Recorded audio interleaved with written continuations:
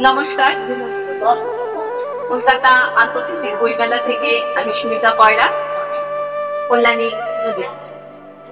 অনুরাগ প্রকাশনীর মাধ্যমে 588 নম্বর স্টল আমার সদ্য প্রকাশিত বই সুমিত কাব্যধারা। সুমিত কাব্যধারাতে সুমিতা কেমন লেখে সেই গল্পের হয়ে গেছে। সেখান থেকে পাঠককে আমি সমর্পণ করেছি এই বইটা। পাঠক পড়বে এবং পাঠকের শেষ কথা বলবে, আমি বলার কেউ নই। আমি শুধুমাত্র এই বইটা পাঠকের হাতে তুলে দিতে চাই। পাঠক যেন পড়ে তার সার্থকতা আমাকে দেয়, সেইটাই আমার মূল লক্ষ্য। এখান থেকে আমি একটা কবিতা পাঠ করে শোনাবো, আশা করি আপনাদের ভালো লাগবে।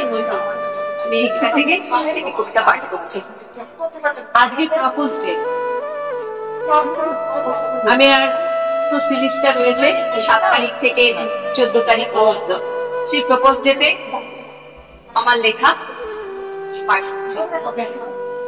অপমান সে আমি বসে আছি, কথাটা এসে বলবে, তুই মনে বসে বলবে, একটি রক্তিম গোলাপের কাঁদনে তোমাকে ভালোবাসি।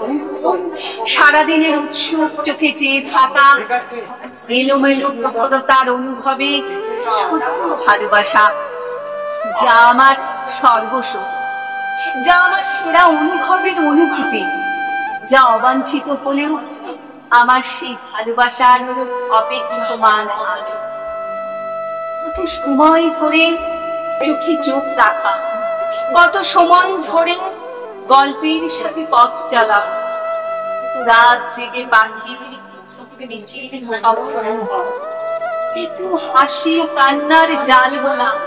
তুমি তা জানো, শূন্যতা অনুভবের নাম ভালোবাসা, সুপ্ত ইচ্ছার নাম ভালোবাসা, ভালো লাগার এক নাম ভালোবাসা, তোমাকে পাওয়ার অপেক্ষার নাম ভালোবাসা।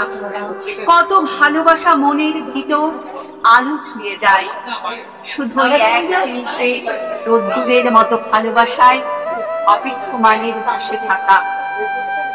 সে বলবে, আমি তোমাকে ভালোবাসি।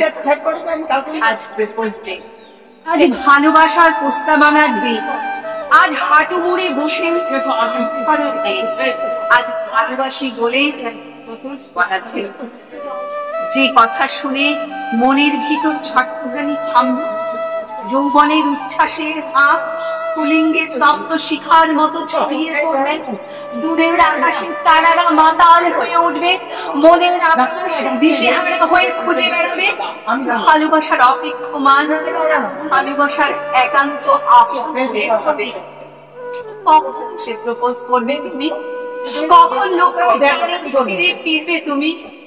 কোনো এক নিষ্প্রভ বেলায় ফিরে আসবে তুমি, আর এসে বলবে, আমি তোমাকে ভালোবাসি, ভালোবাসি, ভালোবাসি।